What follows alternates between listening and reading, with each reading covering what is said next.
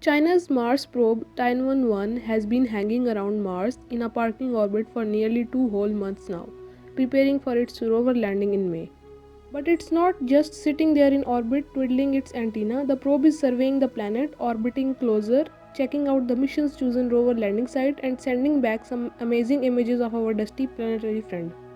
On March 16 and March 18, the spacecraft took two panoramic photographs with its medium resolution camera of the crescent Mars viewed from its far side, with the Sun behind it from a distance of about 11,000 kilometers.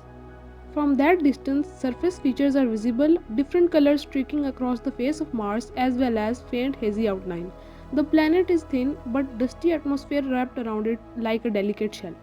Mars is the most visited planet in the solar system, but there's a lot we still don't know about it. With 8 orbiters currently in operation, including Tianwen-1 and the UAE's Hope orbiter, which also arrived in February this year, as well as 2 rovers and 1 lander, there are new discoveries being made all the time.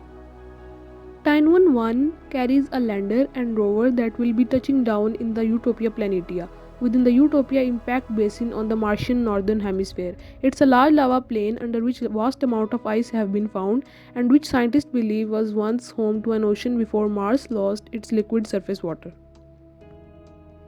Exploring this region, the China National Space Administration believes could yield some vital clues that could help us piece together even more of the planet's mysterious history.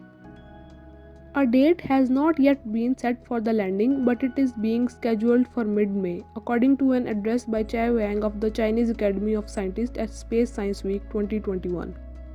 Once the rover has been dropped, the orbiter will continue to circle the planet, performing its own observation and acting as a communication relay between Earth and Mars. Hopefully, in the years to come, we will be seeing many more pictures like these.